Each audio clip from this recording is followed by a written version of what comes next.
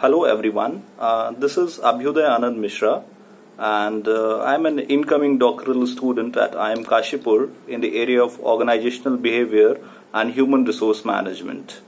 So this video is about prospective candidates who are to apply for FPM and PhD programs across various institutes in the coming years. I hope it helps you in a era of information overload where there is so much of content available, but this genre has been largely unexplored till date.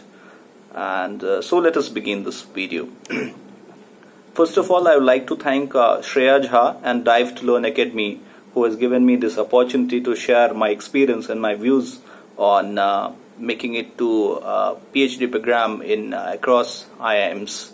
So great lot of thanks I owe to both of them, the Dive to Learn Academy and Shreya Jha. Let us begin with the video. So I have been told to follow a bilingual approach, so I will take that route to explain what it is to do a PhD at an IIM.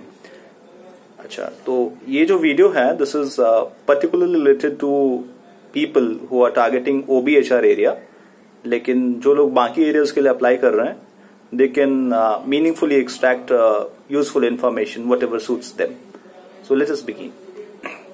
So before हम plan करते हैं कि we should do a PhD at an IIM, let us make sure कि we are ready to invest our 4 years in a program that requires rigor and hard work.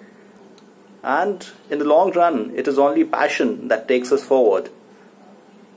I remember when I started the program, I got to hear somewhere that how is a PhD program different from another conventional program like a MA or a BTech or whatever bachelor's or master's program we go for.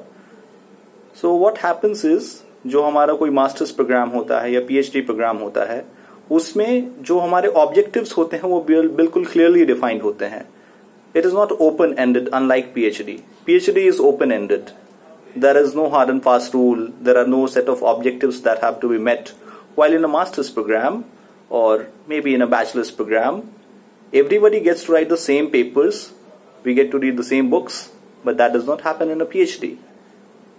PhD में क्या होता है कि we are going to find an unknown treasure, और वो treasure हमको कब मिलेगा, that we do not know. However, there is a time limit, but at the same time, we do not know, and everything begins in a very hazy, in a very unordered manner. So the beginnings of research are really hazy. It is only the passion that drives towards finding a treasure. As it said, every dream begins with the dreamer. Always remember, you have within you the strength, the patience, and the passion to reach for the stars to change the world. So, before we begin, before we take that decision to do a PhD, let us make sure that we are ready and we are committed towards investing our meaningful 4 years in a program. Now, let us begin.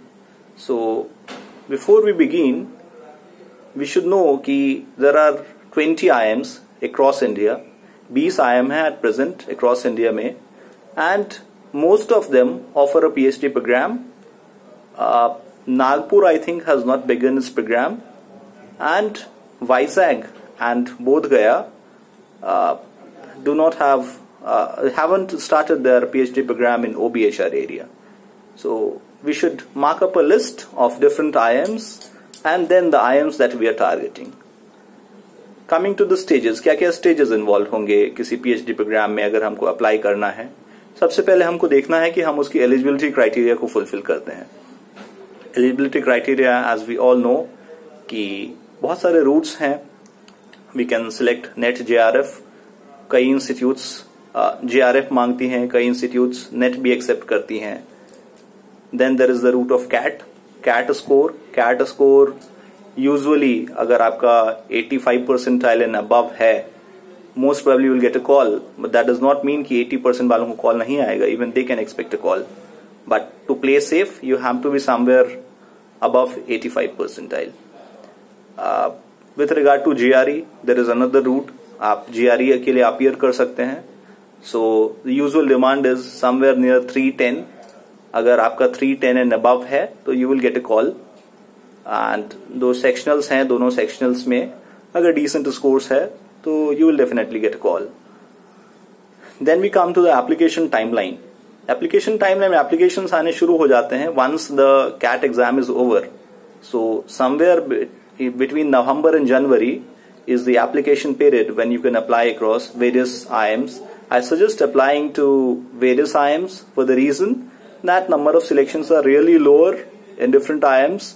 IIMs select only 2 candidates or 3 candidates per area, and the newer ones select only 1 candidate per area. So it is really unpredictable who would get a chance. So you are not only competing against yourself but also competing against others who are equally eligible for the same position. Start preparing for the interviews. Once you fulfill the eligibility criteria, once you apply to various IIMs, then is the time for the preparation when you start preparing for your interviews. So preparation में सबसे पहले हमको ये देखना है कि every IIM they require you to send an statement of purpose. So statement of purpose basically आपका research area हो सकता है. जिस research area में कोई particular topic जिस पे आप research करना चाहते हैं, how will you get that area? ये इसके लिए आपको थोड़ा सा पहले basics पे जाना पड़ेगा.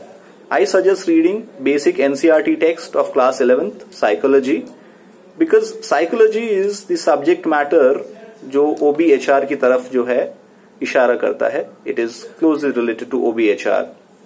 So psychology का जब हम basic text पढ़ते हैं उसमें हमको काफी सारी चीजें मिलेंगी. So I suggest that you be thorough with basic NCERT and then जो भी topic हमको interest आता है उसमें we can go and search for some papers. Reading 3 or 4 papers in the chosen area will be really helpful. जो भी हम उसे समझते हैं, जो भी हम जॉट डाउन करते हैं, जो भी हमारा फ्यूचर रिसर्च होगा, हम उसके लिए एक अपना SOP बनाएंगे, उसको रीड करेंगे, उसको रीराइट करेंगे, उसको रिव्यू कराएंगे. फ्यूचर के जो अभी कैंडिडेट्स हैं जो अक्रॉस IIMs ऑलरेडी PhD कर रहे हैं, we can go for them कि वो हमारे SOPs को अगर रिव्यू करते हैं तो it will be of great help. Usually people don't refuse who are already in various IIMs. They would love to read your SOPs and suggest changes. They are really helpful people. So we can speak to them. I myself spoke to many students and they were really helpful. After that, the shortlists are out by the month of February and March. February and March के around shortlist आ जाते हैं कि फलाना कि इस institute में आपको shortlist किया गया है. उसमें आपको इंटरव्यू का प्रोसीजर बताया जाता है कि इंटरव्यू जो है 2 राउंड्स का होगा या 3 राउंड्स का होगा या एक ही राउंड का होगा, कोई रिटन टेस्ट होगा या नहीं होगा. These steps follow, different IIMs follow different methodologies to select their students. And then the final results are out by the month of May and the coursework begins from end week of June. This is how things work. Now let us come to the preparation tips for interviews. Fine. So the preparation tips would involve certain personality questions. काफी सारे questions आपकी personality के ऊपर based हो सकते हैं. SOP पे thorough होना बहुत जरूरी है. SOP का एक एक वर्ड आपको बहुत अच्छे से पता होना चाहिए. उस पे क्या क्वेश्चंस बन सकते हैं, हम खुद भी उन चीजों का प्रैक्टिस कर सकते हैं. What might be the questions asked? There can be questions on basic statistics. Statistics में हमसे पूछ सकते हैं कि मीन क्या होता है, मीडियन क्या होता है, देन मोड क्या होता है. हमसे पूछा जा सकता है कि ये जो है ये सेंट्रलाइजिंग टेंडेंसी है, इसका क्या मतलब हो सकता है. देन मेजर्स ऑफ स्प्रेड क्या क्या होते हैं, जैसे स्टैंडर्ड डेविएशन क्या होता है, इस टाइप की चीजें, वेरिएंस क्या होता है, ऐसी चीजें हमसे पूछी जा सकती हैं. वी कैन एक्सपेक्ट कि हमसे जो है ऐसी चीजें पूछी जाए. आई सजेस्ट कि you check the faculty profiles in advance. आपका रिसर्च एरिया कुछ भी हो सकता है, but it is not always the case कि फैकल्टीज आप ही के एरिया में काम करना पसंद करें. So it is better you check the faculty profile in advance, so that क्या होगा कि आपका जब रिसर्च एरिया जब कन्वर्ज करेगा किसी फैकल्टी के साथ, he would be more interested to work. He would have an inclination to work towards the chosen area. Then बहुत सारे इंटरव्यू एक्सपीरियंसेस शेयर होते हैं काफी सारे प्लेटफॉर्म्स पे. There is one page called Pagal guy. वहां पे जो है बहुत सारे प्रोस्पेक्टिव कैंडिडेट्स अपने अपना इंफॉर्मेशन वहां पे देते हैं. हम लोगों ने ऐसे पागल गाय पे अपना एक ग्रुप बना लिया था व्हाट्सएप का, तो we use to share stuff. हमको पता रहता था कि इस IIM में क्या अपडेट हुआ है. So you get to know these updates. Then I suggest that you speak to various people who are doing their PhDs in various IIMs. वो आपको बेटर आइडिया दे सकते हैं कि क्या क्या हो सकता है. Now coming two questions in OBHR area. तो यूजुअली जो किसी भी एरिया में अगर कोई कैंडिडेट जा रहा है तो first question would be to introduce yourself. अब how you introduce yourself is totally subjective, but at the same time जो अपना इंट्रोडक्शन है वो बहुत ज्यादा शॉर्ट नहीं होना चाहिए, वो बहुत ज्यादा लेंदी नहीं होना चाहिए, बहुत ज्यादा अपने बारे में ब्लैबरिंग टाइप का नहीं होना चाहिए. सो it is somewhere between moderate introduction कि आपका बैचलर्स कहाँ से है, मास्टर्स कहाँ से है, और आपने ये रिसर्च एरिया कैसे चुना, how did you land up here. Next question would be why PhD का ऐसा आंसर कि कुछ नहीं मिल रहा था तो मैं PhD ज्वाइन कर रहा हूँ. PhD मेरा अभी ग्रेजुएशन हुआ है तो मैंने अप्लाई कर दिया है. This type of answers are not encourage. Answers की PhD क्यों करना है, you should have a very personalised reason कि PhD क्यों करना है. आप मास्टर्स में आपने कोई चीज पढ़ी है, मास्टर्स इज रियली लाइक वहां पे बहुत ही क्लोज लूप्स होते हैं. हम जो है कुछ सर्टेन ऑब्जेक्टिव्स हैं जो पहले से हमको मीट करने हैं. PhD में आपको फ्री हैंड मिल जाता है, you can research in that area. So इसीलिए हमको PhD करनी है. Might be one reason, there can be many different reason आपको सेटिस्फाई करना चाहिए. अगर आपको सेटिस्फाई करेगा तो सामने वाले को भी सेटिस्फाई करेगा. Board will also be satisfy. Next question कुछ भी कि आपका जो एकेडमिक बैकग्राउंड है वो आपको कैसे मोटिवेट करता है किसी पर्टिकुलर एरिया में PhD करने के लिए. यू कैन गो ऑन कि मैंने अपने कॉलेज में कुछ को करिकुलर एक्टिविटीज की जिसकी वजह से जो है मेरा इंटरेस्ट इस फील्ड में डेवलप हुआ and then I came up to this field. Next question could be what is your area of research. Basically वो ये पूछना चाह रहे हैं कि what is your SOP all about. आपने जो भी एरिया चुना है उसके पीछे क्या लॉजिक है, क्यों आपने वो एरिया चुना है. The again same things follow. Sir मैंने ये एरिया पढ़ा, मुझे इसमें अच्छा लगा, मैंने थोड़ा और पढ़ा, मुझे और अच्छा लगा, and then I read up some papers and I thought this is the area for me. ऐसे क्वेश्चंस हमसे एक्सपेक्ट किए जा सकते हैं. नेक्स्ट इज हमसे पूछा जा सकता है what is the difference between OB and HR. Organisational behaviour और ह्यूमन रिसोर्स मैनेजमेंट में क्या डिफरेंस है. आई बिलीव कि अगर आप पढ़ेंगे तो these difference should naturally strike you and you will be in a better position to answer them. Next question could be how convince you are for PhD. आप कितना कन्विंस्ड हैं कि आप PhD ही करना चाहते हैं. People they will tell you कि teaching is not a job जहां पे आप बहुत ज्यादा पैसा एक्सपेक्ट कर सकते हैं, कमिटमेंट भी बहुत ज्यादा होती है.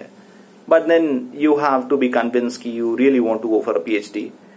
SOP बेस्ड क्वेश्चंस हो सकते हैं. आपने रिसर्च जो है, जो आपका टाइप ऑफ रिसर्च जो आपने चूज किया है, उसके बाद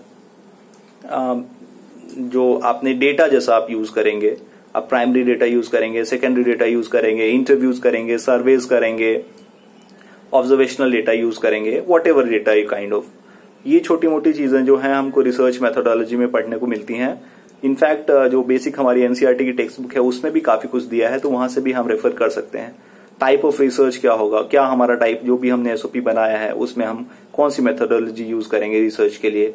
हम क्वालिटेटिव रिसर्च करेंगे, क्वांटिटेटिव रिसर्च करेंगे, एक्सप्लोरेटरी रिसर्च करेंगे, कंपैरेटिव रिसर्च करेंगे. जो भी हमारा टाइप ऑफ रिसर्च होगा हमको थोड़ा सा क्लियर होना चाहिए अपने SOP पे. नेक्स्ट थिंग वुड बी कि अगर आपके पास और क्या क्या ऑफर्स हैं और कौन कौन से IIM से आपको कॉल आए हैं, तो it is better to be truthful. सबको पता है कि हम जो है सारे IIMs में अप्लाई करते हैं, and as I had suggested earlier कि आप मेजॉरिटी ऑफ IIMs में अप्लाई करें, बिकॉज हमें पता नहीं होता कि कहाँ पे क्या सिनेरियो है, कौन सा कैंडिडेट उनको पसंद आ जाए. तो you can never be sure of getting an admission. कई बार काफी सारे इंटरव्यूज हमारे लिए बहुत ही खराब हो सकते हैं. खराब इन द सेंस कि वो हमारे लाइन ऑफ एक्सपेक्टेशन से बहुत अलग हो सकते हैं, but that does not mean कि वो इंटरव्यू खराब हो गया है. डिपेंड करता है कि पैनल उसको किस तरीके से लेता है. बहुत सारे इंटरव्यूज बहुत अच्छे होंगे बट कन्वर्ट वो नहीं होंगे, बहुत सारे इंटरव्यूज खराब होंगे बट वो स्टिल कन्वर्ट होंगे. सो द पॉइंट इज कि हमको हमेशा अपने एसओपी के लिए जो इनसाइट्स मिल रहे हैं वो हमेशा हमारे बेटरमेंट की तरफ जाएगा. With every interview you get to learn, और उस लर्निंग को जब हम जॉट डाउन करके अगले इंटरव्यू में इनकॉर्पोरेट करेंगे तो we are naturally bound to grow and develop, and ज्यादा हमको प्रिपेयर्ड रहेंगे अपने एसओपी पे. So all interviews are different. Interviews are not good or bad, it's just about which one converts.